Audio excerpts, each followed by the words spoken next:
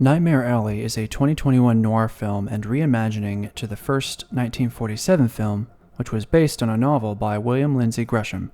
This recent adaptation was directed by Guillermo del Toro and is, my opinion, a much better watch the second time around than the first. In this review, I hope to explain why, in a hopefully spoiler-light fashion, but this noir movie, filled with twists and turns, is something I would highly recommend going into blind, so take that for what you will. The movie follows Stanley Carlyle, played by Bradley Cooper, as he winds up at a carnival in the Depression era. The film slowly and methodically seems to unravel a movie from its very narrow and minimal confines into presenting us with Stanley as he develops a passion for mentalism and uses it to break out of the confines of the carnival into the higher and colder echelons of upper-class life. The film faithfully follows a noir formula in 3 acts. In the first act, we see Stan introduced, as well as the powers that enable him to escape. In the second and third act, we can see Stan's character up the score by colluding with a psychotherapist played by Cate Blanchett. In the third act, we witness several point-of-no-return moments as Stan doubles down on his act in ways that not only make him the anti-hero, but presents a moral to the noir story, a sort of fatalistic ethical stance where we witness an ending that is surprising but inevitable. The first time I watched Nightmare Alley, I found the carnival act to be too long, but having rewatched it, I can say that the film is one of those movies where the long runtime feels just right. To me, not a single scene seems unnecessary, and it all adds and builds. Guillermo del Toro's slow unraveling of every minute detail of the themes of the movie starts innocently enough, but quickly spirals into a profound, intense movie. The noir aesthetic is used with incredible style and sexiness, intense shadows, excellent color, Art Deco interiors. It's absolutely astounding that the film was made with a $60 million budget. When we arrive at the end, we suddenly find ourselves at the beginning, and we have been so well foreshadowed of these final moments with Stan that the film is a masterclass of coherence, a 5 out of 5. Even in the second viewing, I bristled with tension at the end. The film builds so well that you don't even realize how bad things could get until, all at once, they do, and it is gripping. Part of this stems from Del Toro's excellent use of visceral and intense violence, underplayed without any slow motion or sentimentality from the camera.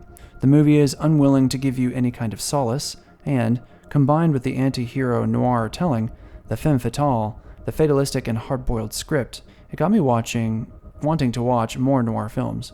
To get there, Del Toro must start innocently enough, and the beginnings of the film may have us confused as to why Stan waits to speak for so long in the film, reminding us perhaps of Paul Thomas Anderson's There Will Be Blood.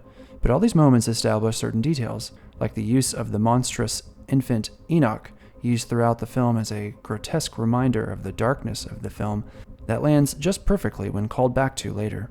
In that way, the movie is more perhaps a film split in half. We have the setting up and then the tearing down.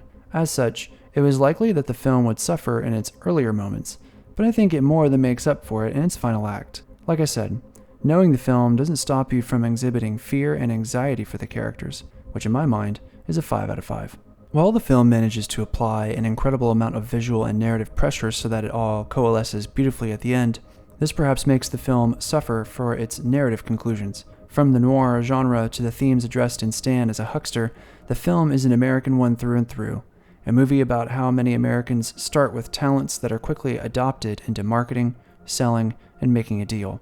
America seems to harbor that deadly combination of broken individuals and entrepreneurship. And yet, though the film accomplishes this beautifully, it also feels a little too schematic, a little too formulaic. The film leans towards inevitable more than surprising for its ending.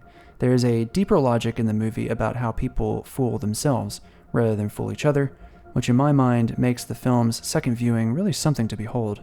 But for the scope of this film, it applies a thesis well enough to hold its own. There are other films, less coherent ones, that open up the space for more interesting avenues of thought. One counterexample to Nightmare Alley is The Wolf of Wall Street, a movie that showcases a similar huckster, but also prevents a devil's advocate position that money, and the opposite, abject poverty, is the only language that Americans are ever taught. The scope of Nightmare Alley is far narrower, and while it is a tighter film, it is also less far-reaching, a 3 out of 5 for complexity. Nightmare Alley is a remake, one that alters the narrative of the original film, but one that also has both feet firmly planted in the noir genre. While perhaps the film addresses deeper questions mentioned earlier, shows like Mad Men address similar ideas with even smaller subject matter, in a way that holds just as well. What Nightmare Alley gets right is the mise en scène, where every single millimeter of the image is dripping with style. This is something Guillermo del Toro brings so effortlessly at this point that a viewer comes to expect it. While Shape of Water and Pan's Labyrinth have indelible stories, I tend to be not as enthusiastic about Nightmare Alley, which, yes, does a period piece remarkably well, but not in any way that might stun or shock or influence. I want to watch more noir films now, like I said, but only because of its technical expertise, not for its narrative brilliance. A 3 out of 5 stands here for originality. A combined 4 out of 5 for Nightmare Alley comes from its stylistically impressive take on a character film in the noir genre. It faithfully and expertly retells an anti-hero's story with love and attention to the form.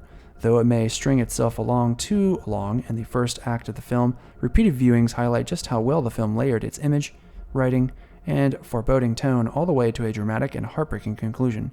I would highly recommend the film for any period piece lover of American mid-century Art Deco and fatalistic hard-boiled writing. For anyone confused about the strange political vocabulary of America in the past 6 years, Nightmare Alley is an excellent take on both the victims and the suspects, and proves itself to be prescient. I hope I have convinced you not only to watch the film once, but twice, as many of its details rest into place far better the second time around. Thanks for watching.